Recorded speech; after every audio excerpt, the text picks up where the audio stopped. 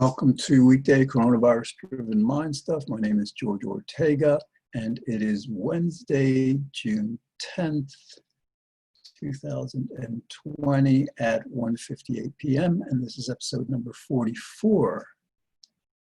And actually, I'm redoing it. I had done it before, but I had played a lot of bass guitar on it, thinking that what I was hearing the mic was picking up, and it didn't, picked up the music that I was playing to, but not the bass. For whatever reason, I don't understand. So I'm gonna have to figure out the way to put it through a wire. Anyway, that's not what I wanted to talk about. I started the last episode with a kind of an observation. See if you appreciate the reasoning behind this. A lot of people have been saying that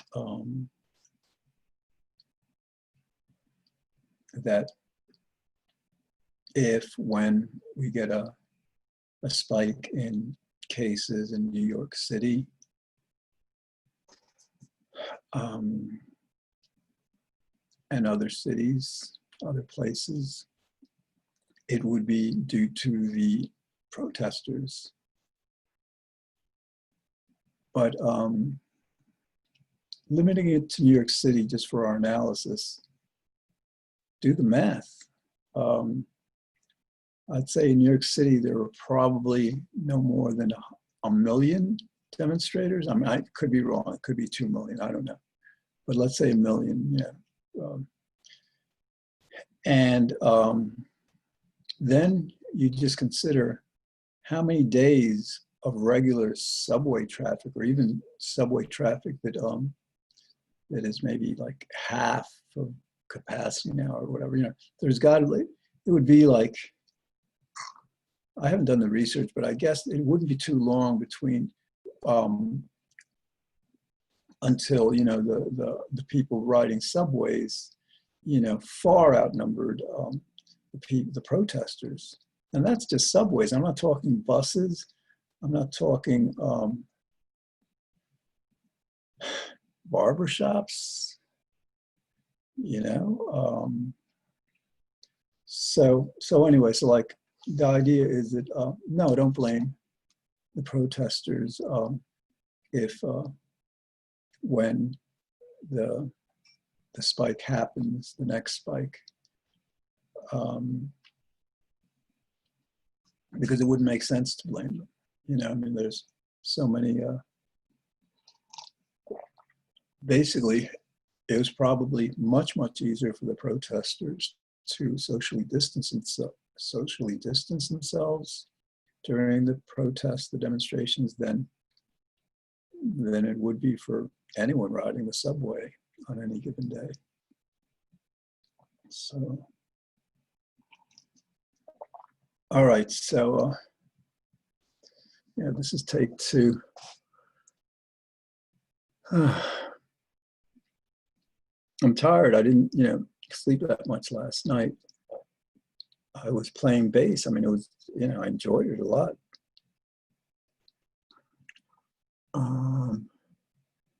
What else?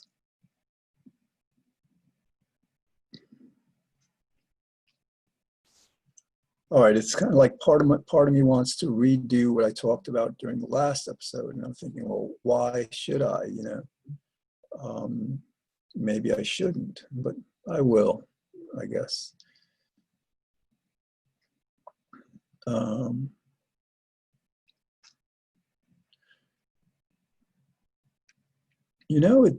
At every moment, especially when you're talking, when you're speaking to others, whether on video like this or just in person, in real time, every moment there seems to be a moral decision, just moment after moment. So like, how do you say something? What do you say? Um, and it's not, these aren't like major moral decisions, obviously, but they're consequential. Anyway, so what I had said before, and I was debating whether to say again, was hold on, excuse me.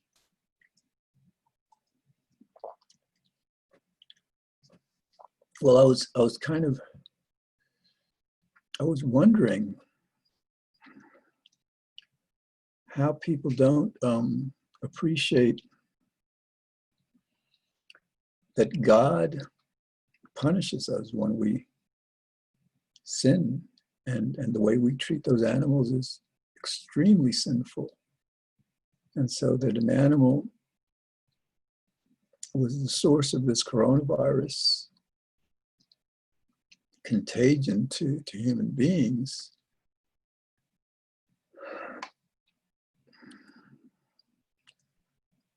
I mean,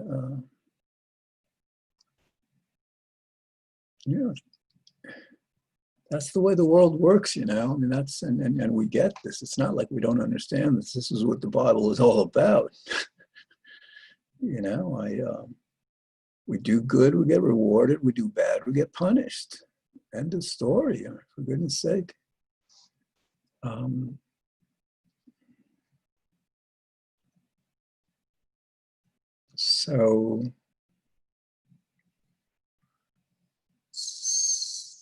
So I'm wondering,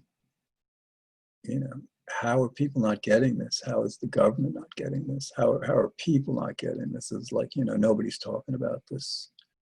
A few articles are beginning to appear on, but they're not connecting it with God, and they're not connecting it with the fact that to prevent future pandemics, we have to end farming of animals, not just in this country, but throughout the entire world. Otherwise, if we don't do this, year after year after year,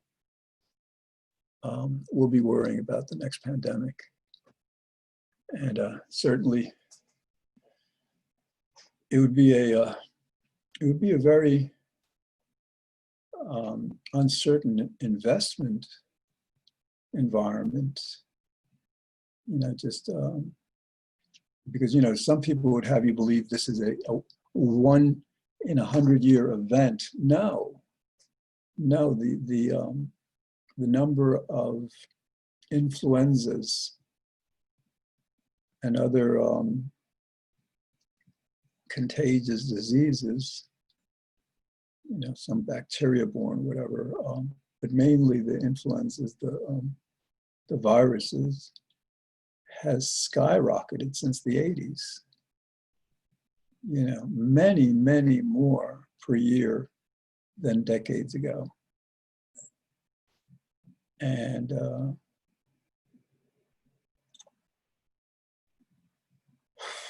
just a couple of months ago, there was a bird flu outbreak in one of the southern states.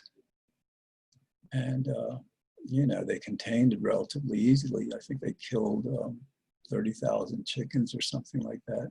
It was a small outbreak, but nonetheless, that's how they develop. So I gotta hold on, there's somebody talking outside and they're distracting me, so hold on. All right, some people were talking outside.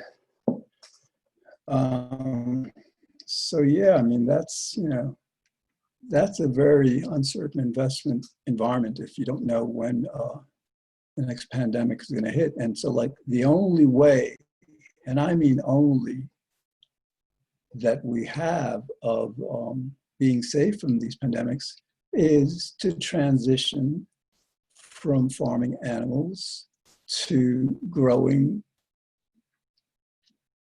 meat, fish, dairy, eggs in labs, cellular agriculture. And, you know, that's, I guess, the realization that people will come to. Because right now, everybody's in the midst of this, but eventually this distancing will be over and we'll be approaching a new normal. It depends, you know, we may have these waves, but maybe, you know, some people predicted there may be 2 or 3 waves. So maybe after the second or third wave, people will really understand that we need to end the farm of animals to be safe, you know, from future pandemics. And the best way to do that, if we want to continue eating meat, fish, and dairy, eggs, is to fast track cellular agriculture research. At the rate of investment of research now, might be 10 years before these products are readily available in supermarkets, these lab-grown, you know, meat, fish, beef, pork, chicken products, eggs, milk. Well, some milk, I think, you know, they have that now, I think, but most of them will take, could be a decade or longer. If we fast track that research, and what I mean is like invest $10 billion, you know, 10 to 50 billion really makes more sense. We just spent $3 trillion, you know, because of this pandemic. So if we spend that money in 2 or 3 years, we'll live in a world where we don't have to worry about pandemics, and we don't have to worry about God's wrath for treating those animals the way we do. You know, that's supremely important. Okay.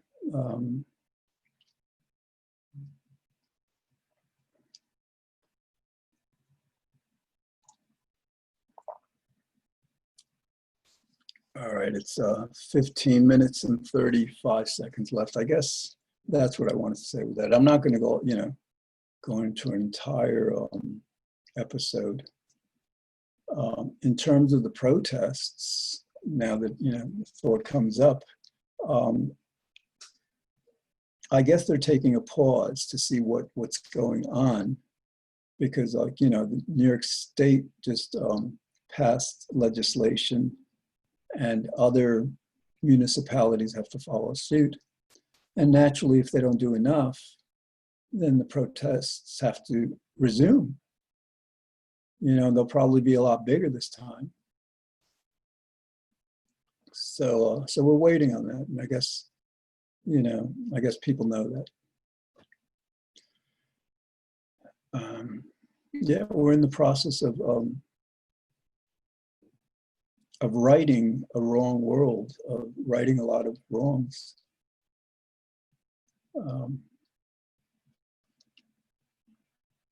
And this is an act of God. This, you know, everything that's happening with the pandemic. In other words, like, if we weren't in this lockdown phase, those demonstrations about the killing of George Floyd would not have been so big and so worldwide, because people who can hardly go out and can't socialize, or, you know, they're at their breaking point, and they, you know, basically enough was enough.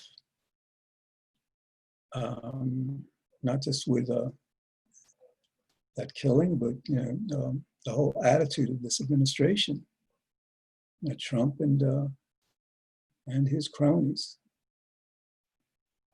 So it's going to be interesting to see how that develops.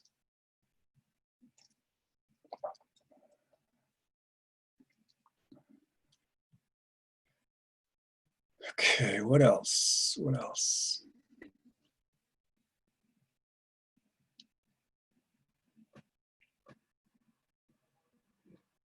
13 minutes and 1 second. Um,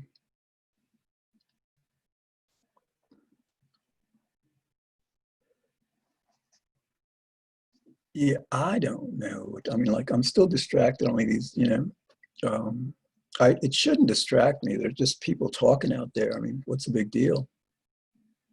I mean, but sometimes they just like talk and talk and talk and talk and, give me a break. Uh, so, all right, what else is going on? I'm going to attend Rabbi Bronstein's partial lesson. Or no, I think it's just Talmud.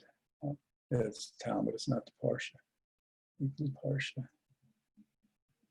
And that'll be later tonight. And before that, there's another Zoom. This is a Zoom meeting.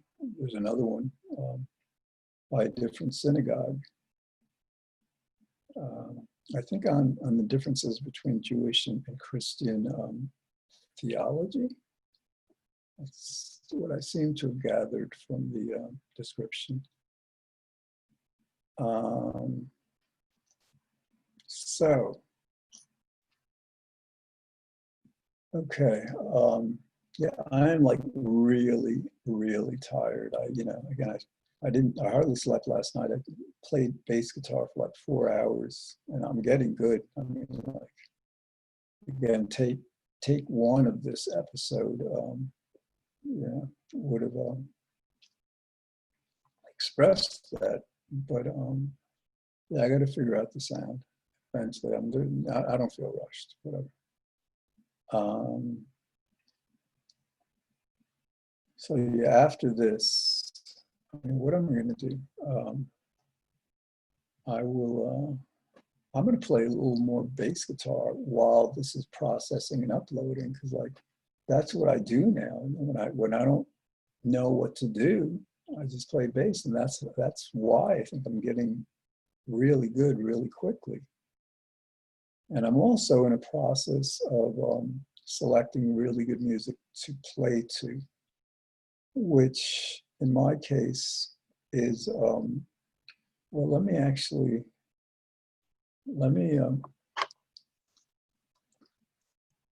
me read you the playlist that I'm working from. That I'm practicing. I'm in it's not done yet. I mean, there's some major. This is not working. Okay. Oh no, wait, hold on. I'll do it from this other 9 minutes ago. I'll do it from this iPod here, this iPod mini. All right, hold on. So classic rock for jamming too. I just started creating this playlist. So Allman Brothers, Jessica, Mountain Theme for an Imaginary Western, Crosby, Stills, Nash, Sweet Judy Blue Eyes, and Wooden Ships, and Carry On. Traffic, Dear Mr. Fantasy, Santana, Soul Sacrifice, 10 Years After, I'd Love to Change the World, Pink Floyd, Welcome to the Machine, Wish You Were Here, Grand Funk Railroad, I'm Your Captain, Closer to Home, Cream, Sunshine of Your Love, Santana, Black Magic Woman, Beatles Come Together, Crosby, Stills, Nash and Young, Woodstock, and America, A Horse with No Name, Long Time Gone, another Crosby, Stills and Nash, Chicago Beginnings, Chicago Dialogue Parts 1 and 2, Buffalo Springfield, For What It's Worth, Procol Harum, Whiter Shade of Pale, Pink Floyd again, Us and Them, and Blind Faith, Can't Find My Way Home. And that's just some of them, like what I'm going to jam to, I guess, well, once this is done.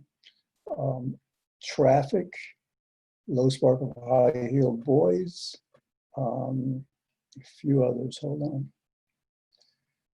Let's see.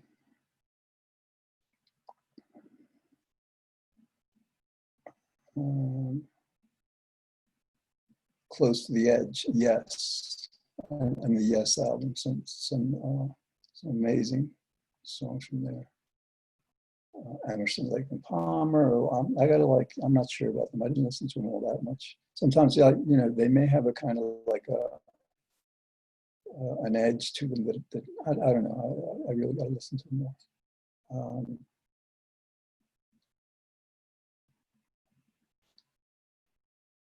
Yeah, Zeppelin.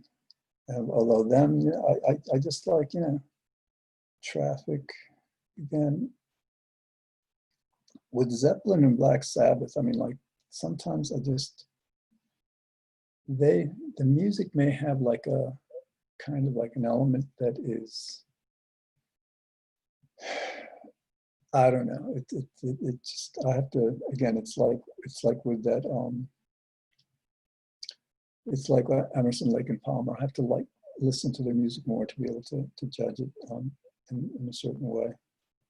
But it's amazing music. I mean, like, you know,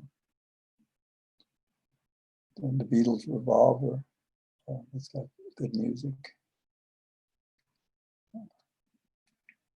Yeah, all right. Anyway, oh, and I'm getting into the raga rock, you know, with the sitar and stuff, the Indian music. But no, this other stuff has a lot more to it. I think it's much more melodic. The Yes album, yeah, amazing, amazing stuff. So that's what I'm going to play.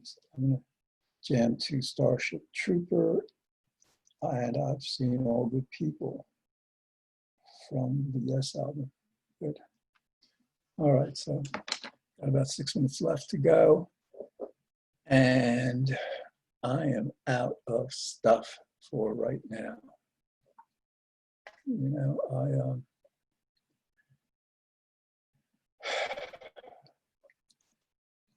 let's see. I guess what I will do, oh, what happened to the light? The light just really, you know, I turned the, you know, I've got like an incandescent and behind it a, you know, these LED lights. And the incandescent I have on a dimmer, you know, to just get the right amount of light. So I just ate this kind of like peanut butter and sugarless jelly sandwich on a big roll, a long roll, which I usually don't, you know, like hardly ever, you know, have those kinds of peanut butter and jelly. I mean, ordinarily I don't even eat jelly, but you know, I figure sugar-free, why not? And I got some natural peanut butter, but yeah, it'd be nice if they'd have some way to thicken it, you know, with something that isn't bad for you, you know, because I prefer the thicker peanut butter. But all right, what else? So I think I'm trying to think of what else to eat, and oh, I'm sure there's something there. Okay. Yeah, I'm totally out of, so I am tired, and what can I tell you? So I will rest for a few hours, and at 7 o'clock I have that first Bible class or religion class, Judaism class, you know, at Temple Israel. Forget the woman's name. She's not one of the clergy there, a guest rabbi, I think. And then at 8 o'clock my Talmud class. So that's good. Okay, so 3.5 minutes left. And I'm glad that this is done. So like, I got to figure out the sound, you know. All right, and actually, you know, I'm not even going to play now. Like after I'm done, while this is processing, I'm going to boot up this other computer that I just got as a backup, you know. And because like that's, you know, I'm going to transfer doing these shows and the Zooming from this laptop to, you know, this other new computer, but I've got to like, you know, I've got to install Zoom. Zoom is not even installed on there. I've got to sign into my, I guess my Google account, a few other accounts. But I really don't feel like doing it right now, to be honest. I mean, there's no great rush in this. I will play a little, I seen all the people, and it's such a great song. I'm trying to think of what year it came out. It's like 71, I'm not sure. Okay, well, I hope you're having a great Thursday. And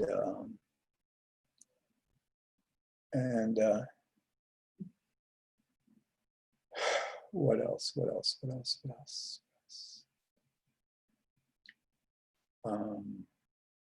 Yeah, I'm like, again, I must have gotten maybe 3 hours sleep last night, you know, and to play for 4 hours on the bass, you know, which I don't at all regret. I mean, it's so much fun. I'm gonna, you know, go back to it while this is processing. But yeah, between, I guess this will all be done before 3, but between 3 and 7, I'm taking a nap. You know, but I'm thinking, so I want to eat something first. I'm trying to figure that out.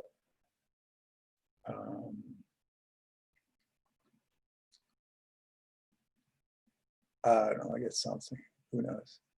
Oh, I think I know what I want. Yes, I cornmeal, you know, like this coarse cornmeal that I get at ShopRite, and like a quarter cup of that to a cup of water, and then I microwave it for about 3.5 minutes, and then put in some olive oil and a little salt, and that's usually really good. And I think I bought some like garlic, I don't know, bottled garlic, whatever. The first time I bought it, it's pretty good. So I'll throw some of those in there. All right, so I hope you're having a good Thursday. This is George Ortega for Weekday Coronavirus-Driven Mind Stuff. You can catch the shows Monday through Friday, 5 p.m. on White Plains Community Media, channel 76 Optimum, 45 Verizon.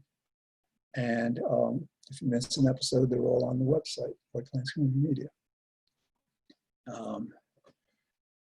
And we got about 15, 14 seconds left. All right, 10, 8, 6, 5, 4, 3. See you next time. Oh.